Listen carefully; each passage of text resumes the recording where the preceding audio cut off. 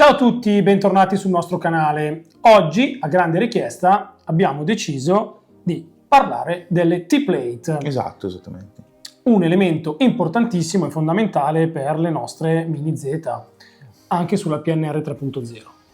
Però oggi parliamo invece di T-Plate collegandole principalmente all'RVD, alla Evo, insomma, alle vecchie Mini Z, a tutte le macchine, a tutti i telai che usano ancora questa tipologia di sospensione, ecco. Esatto, allora la T-Plate è fondamentale nella macchina perché tende a far funzionare il rollio e anche la parte dell'ammortizzatore e si possono usare in diversi modi, nel senso che abbiamo portato qui due macchine appositamente per farvi vedere più o meno come le abbiamo sempre utilizzate. Allora, innanzitutto, cominciamo a capire la tipologia delle T-Plate. Allora, abbiamo portato una panoramica. Dopo le facciamo vedere bene, però intanto qui troviamo alcune T-Plate della PN Racing, qui alcune delle T-Plate della Kyosho e qui le nuove T-Plate marca.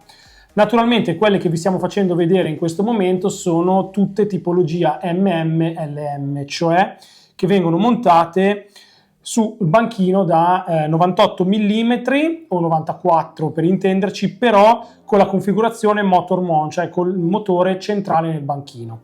Se no ci sono anche altre tipologie di T-Plate che sono appunto le RM, che sono leggermente più lunghe, che funzionano anche per HM, che sta per Rear Motor, e Height Motor, cioè il motore nella parte alta o il motore posizionato nella parte retrostante.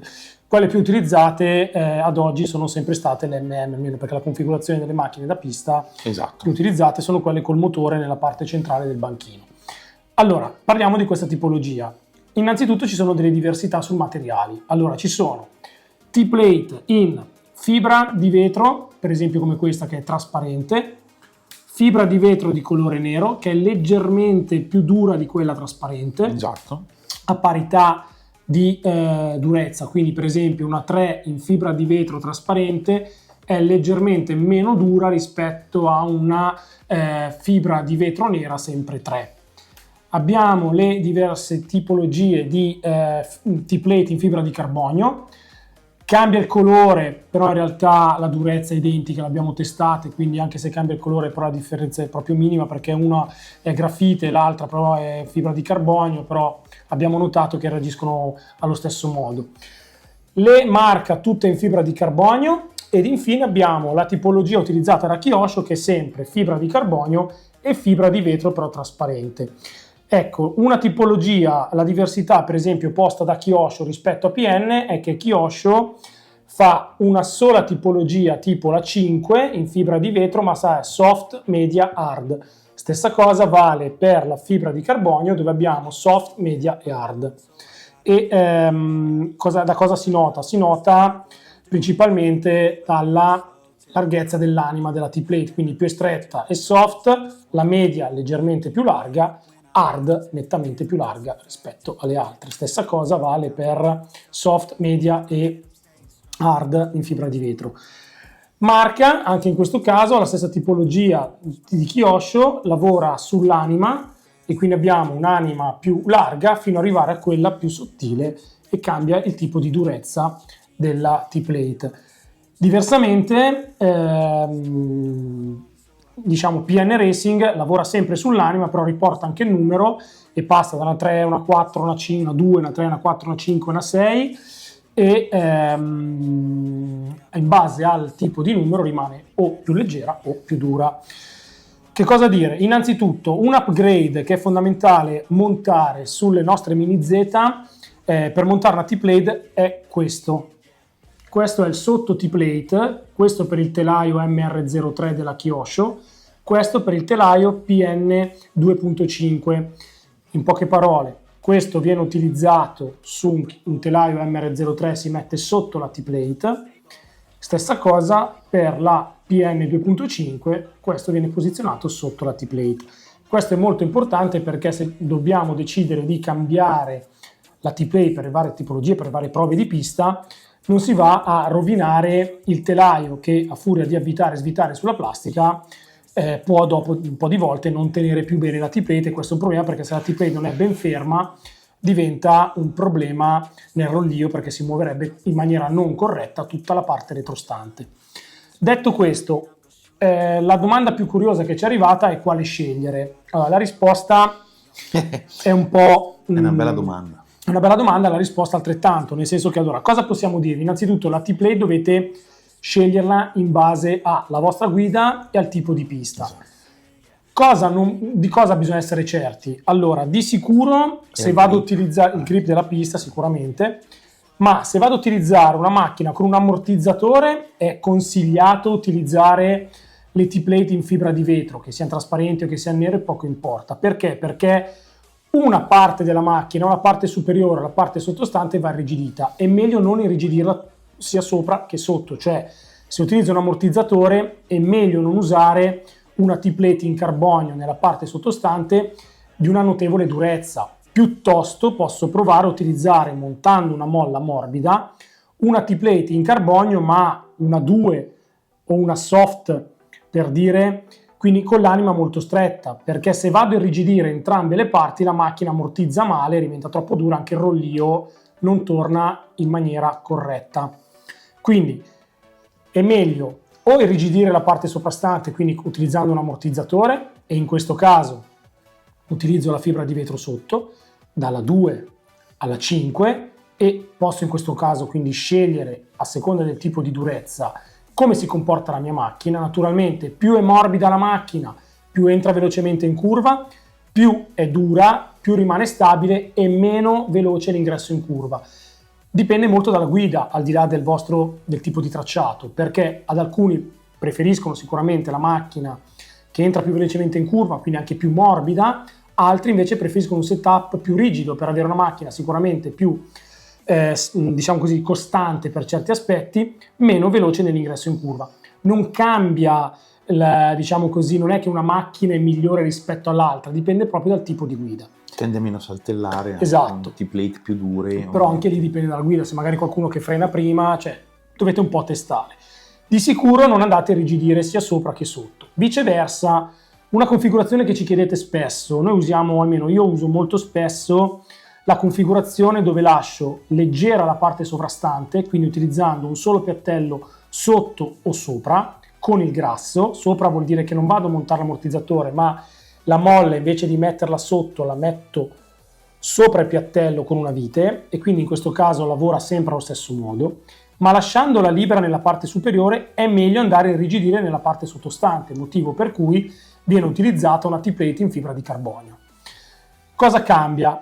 Cambia il modo della guida, cioè pur essendo due macchine, per dire, morbide allo stesso modo, perché vedete che tornano in maniera completamente uguale, perché forse questa leggermente più velocemente, ma perché non ha grassi, questa io la uso sempre a secco, invece in questo caso metto o il grasso del differenziale della Kyosho o un 5K che sia Kyosho o marca. In questo caso in alcune piste io preferisco questo tipo di configurazione perché la macchina nel mio rollio è più accompagnata, quindi rimane, tende a saltellare meno, come diceva prima Emanuele. Dipende dalla pista in questo caso, e nella configurazione ad esempio della White Touring, quella la Evo che usiamo tutta Kyosho, io e anche gli altri hanno preferito questo tipo di setup. Devo dire che nelle PN uso anche il setup con la T-plate e il piattello senza l'ammortizzatore, ma in alcune configurazioni, tipo la vecchia configurazione vecchia stock, ormai anche queste per noi sono macchine storiche perché ormai non le usiamo più, praticamente usiamo soltanto l'Ipo, e l'unica macchina che è rimasta nickel metallidrata a parte la box stock è la Evo che usiamo per la White Touring. Questa ormai l'ho mandata in pensione, però devo dire che in alcuni tracciati veloci preferisco avere una T-plate rigida con un piattello sottostante. Non amo tanto il piattello nella parte superiore senza quello sottostante, se metto il grasso, perché cambia un po' il modo in cui entra in curva la macchina. Preferisco questo perché mi piace di più come l'accompagna per la mia guida. Invece nella PN, quando ho anche un tracciato tecnico, preferisco usare l'ammortizzatore perché ho dei cambi di direzione magari molto bruschi, tipo 180 gradi, e in quel caso la parte retrostante più morbida mi aiuta di più a seguire la traiettoria che preferisco e quindi mi entra in curva in maniera più dolce e sicuramente più netta. Diciamo che più o meno vi abbiamo detto tutto, nel senso che cosa potete cambiare ancora possono essere le molle dell'ammortizzatore che utilizzate, quindi questo va a contrastare un po' il lavoro che fa la T-plate, quindi più la molle è dura e più giustamente l'ammortizzatore sarà duro e di conseguenza anche il beccheggio diventerà più duro. Dovete provare, cioè sono test che dovete fare, sono sicuramente... Che varia anche in base alla gomma che si usa, c'è tante fattori. Sì, ci sono molti fattori che intervengono, però di sicuro un consiglio è quello di utilizzare l'ammortizzatore con fibra di vetro sottostante, quindi questo lo diciamo, o comunque un carbonio molto fine, quindi un 2 o un 3, non di più, oppure lasciarla libera nella parte superiore e montare la frizione con un piattello sopra con una T-plate invece in carbonio. Questo è l'unico consiglio che possiamo darvi. Poi per una pista veloce tecnica, però se è più veloce vi consigliamo di mettere magari una T-plate 5 o 4 o 5 piuttosto che una 2 o una 3, che la rende un po' più dura, ma che sicuramente è più adatta a un tracciato veloce rispetto a un tracciato invece più tecnico. Questi sono i consigli che vi possiamo dare. Per il resto diciamo sempre provate. Dobbiamo testare anche prossimamente le T-plate uscite da poco PN in alluminio. In alluminio, sì, che però quelle sono più portate per la PNR 3.0. Sì, per macchine un po' più sostenute come velocità. E come... Esatto, poi tra l'altro quelle sono state, secondo me, sono state anche realizzate perché nella PNR 3.0 il piattello si mette di solito sopra con il grasso e quella T-plate secondo me potrebbe funzionare molto bene, dovremmo testarla, con quel tipo di configurazione, cioè piattello sovrastante la frizione con la molla sopra il piattello e la vite, sotto nulla, e la T-plate in alluminio, credo metallo alluminio, se non so più alluminio come materiale. Quello sicuramente sulla PNR 3.0 può andare molto bene, da testare anche su queste, però ripeto, noi non usandole più, ormai non usiamo più che altro macchine lipo, però questo è un po' il concetto. Sicuramente le T-plate di marca utili da utilizzare, perché avendo diversi tipi di durezza, e anche quella super soft o soft, comunque quella più stretta, con l'anima più stretta, potrebbe essere utilizzata benissimo anche con l'ammortizzatore. Quindi se volete scegliere anche solo un tipo di T-plate con marca, avete veramente una bella gradazione da poter utilizzare sia senza ammortizzatore che con l'ammortizzatore. Confronti di Kyosho posso dire che le fibre di vetro sicuramente con l'ammortizzatore e anche la frizione completa, le fibre di carbonio solo, per me almeno, per il mio modo di guidare, ma per quello che posso pensare, è solo con un piattello, senza l'ammortizzatore. PN Racing, anche qui un bel discorso, un po' simile a marca, nel senso le fibre di vetro che siano trasparenti o che siano nere sicuramente con l'ammortizzatore, la fibra di carbonio 2-3 anche con l'ammortizzatore, dalla 4, 5, 6 da provare senza l'ammortizzatore, tipo questa configurazione. Diventano troppo dure se no. Esatto, quindi speriamo di essere stati chiari, come ci dite, di essere stati utili, ma vi chiediamo la gentilezza, iscrivetevi al canale, sappiamo che ci vedete perché lo vediamo, ma non tutti vi iscrivete al canale. C'è una grossa percentuale di visualizzazioni di persone iscritti che non sono iscritte al canale e non sono followers. Vi chiediamo di iscrivervi sia a YouTube sia su Instagram, che per noi è molto importante per poter continuare a sostenerci, per poter fare dei video. Far crescere l'algoritmo. Fateci crescere, aiutateci. Grazie, alla prossima. Ciao a tutti.